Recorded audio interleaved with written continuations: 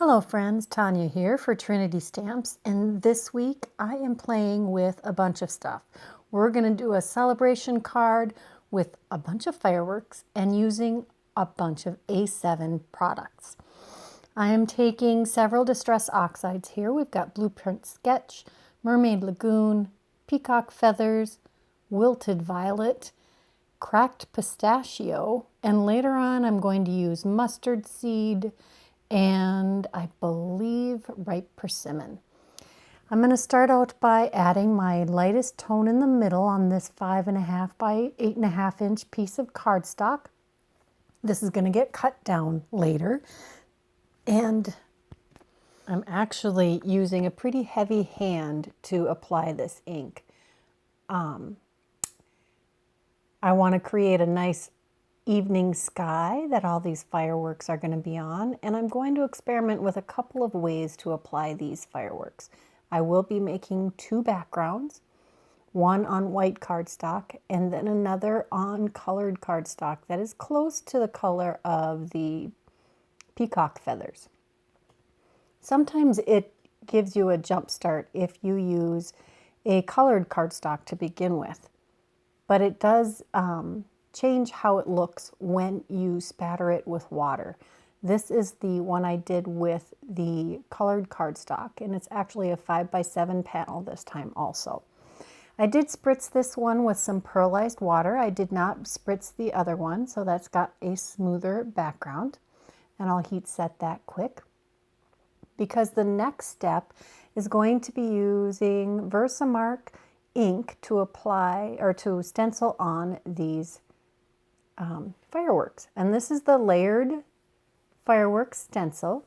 This came out a couple of years ago, but it is still available in the shop, and we're almost on the 4th of July weekend, so it was completely appropriate for this to be what I chose to play with this time. I'm just using a sponge or a mini ink blender to apply the VersaMark, or actually this isn't VersaMark, it's the Ink on 3 Juicy embossing pad. And it is juicy. It's pretty awesome. Whatever embossing ink you have will work though. Now I'm just adding all of these different fireworks, and this is the first layer of each of these. And I'm using the back of my MISTI to help hold all of these things together because I'm using the magnets. And I did not stop and apply the embossing powder between, and I didn't worry about the cardstock, or excuse me, the copier paper masks that I was using getting on the VersaMark images. You're going to see here that it doesn't mess up the image at all. I am glad I used the Embossing Buddy or the anti-static powder tool because I would have had a whole lot more stray powder.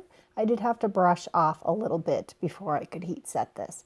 And this was just a clear glitter embossing powder that added, it was called a rainbow embossing powder. So it's just got colored, a variety of colors of glitter mixed in with a clear embossing powder. So we're going to use that anti-static powder tool again, and we're going to add the second layer of embossing to this stencil. Now the other version I did, I ink blended each piece a different color. So there were several different color combinations, and it just didn't look quite right. It didn't have enough pop. So I went back over all of the parts with, well, first I tried a little bit of the liquid pixie dust with a paintbrush, and that helped, but it wasn't enough. So I had gone back over it with embossing ink, just like I'm doing now, and I covered some areas with clear and some areas with gold. And you'll see the difference here between the two.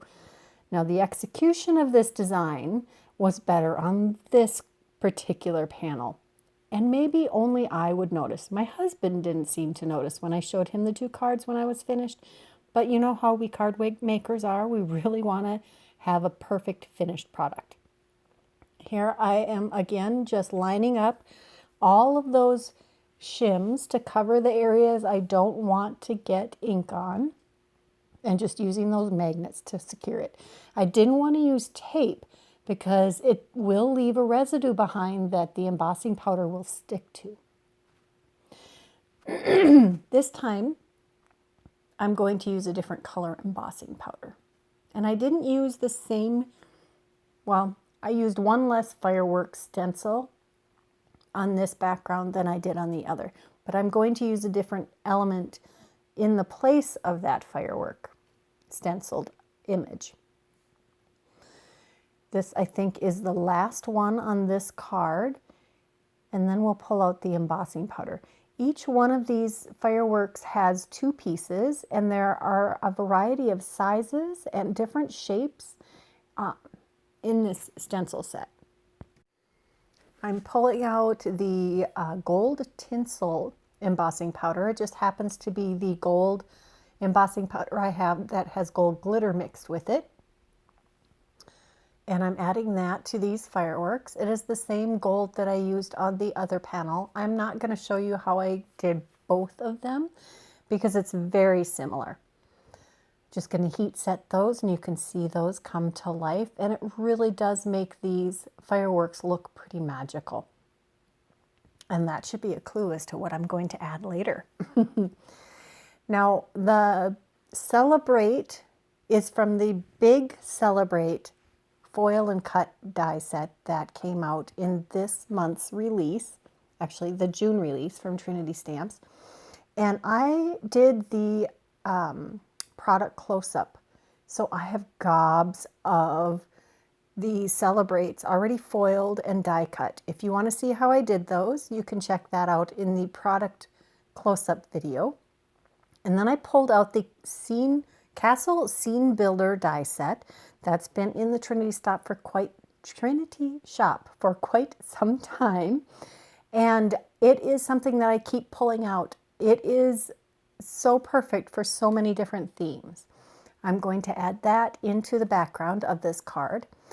Next, I'm going to take the stencil, and I had been trying to mask and overlap and make a cluster of these, but I also found that if you just stencil them exactly where they are on the stencil on your page, you can quickly do a whole bunch of things and change colors in between. I have here the main panel for the A7 envelope builder die set, and this is just the front lower left corner of the envelope. And I used the same yellow, it's the mustard seed, and I used peacock feathers, I believe, or maybe that was, yeah, I think it's peacock feathers. And I'm going to use the wilted violet and the blueprint sketch and an orange. It must be the ripe persimmon on the second layer here. And you can see just how quickly this went. I made 2 envelopes and the insides of both cards with this stencil method, and it went by super fast because I only had to line up once, I only had to mask once, and I could use the same without having to clean the stencil. I was able to just move from piece to piece. Now we're going to use the big and bold sentiments to add happy birthday to the bottom of the inside of the card. This is a stamp set that makes a great bold statement, and I love it. And you can see I had done a little stamp surgery on the happy birthday sentiment, which I'm never afraid to do because you can always line it back up together like I'm doing here. I am using the grid panel pattern on the lid of the Misty to make sure that I have the happy birthday lined up straight. And then I'm just going to use my VersaFine Onyx Black, which always gives me a beautiful impression. You do have to be a little careful because it takes a little longer to dry. So I will leave that open on a different area, on a flat surface, to dry before I assemble the card. I had already glued some chunks of coaster blank to the back of that panel, and you can see here what color that panel was originally. And I had die cut that with the A7 Modern Embossed Edge die set. I will actually use that for the sentiment for this card also, which I embossed. You can see those laying on the pile to be assembled. This has multiple layers of coaster blank because the center is going to need to fit over the castle that we added here.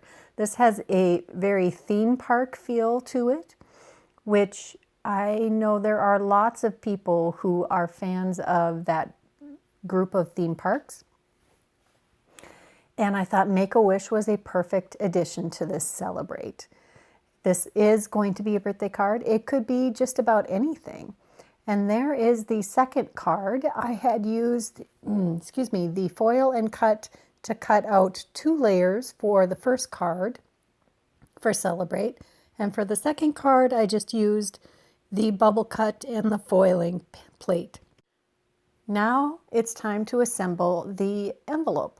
I really do love this envelope. This is a pretty lightweight cardstock, probably a 65-pound. It is a Nina vellum Bristol that I had picked up with other intentions, and it didn't work out for that, but it is working out great for envelopes. It takes ink very well. It is easy to use on a gel press print. You can ink blend on it. You can stamp on it. And it holds its shape well.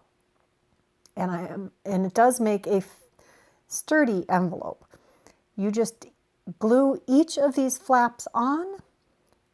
It is a top opening card envelope, and it goes together very quickly. I think I make these envelopes in about 5 minutes total. And to seal it, I am using this tape that you can peel later when it's time to seal your envelope. And these do fit, even with all of that dimension, they fit in these envelopes beautifully. I've fit even thicker cards in these envelopes. I'm really impressed with the size that was chosen to create these cards. Way to go, Trinity Stamps. So there's those 2 cards. This is the first one I did that didn't turn out as perfect as I would like, but sometimes we have to let go. Here's the second version with a little more magic in it. And it is going in my stash for work birthday cards. Let me know which one you enjoyed more, and if you are interested in making envelopes to match your cards, what would you have done? If you enjoyed this video, please give it a thumbs up. If you haven't subscribed to this channel, take a moment and do that. If you're interested in any of the products that were used in these projects today, check the description box below. They will be listed and linked for you there. There are a couple more videos here that we thought you might enjoy. And until next time, bye-bye.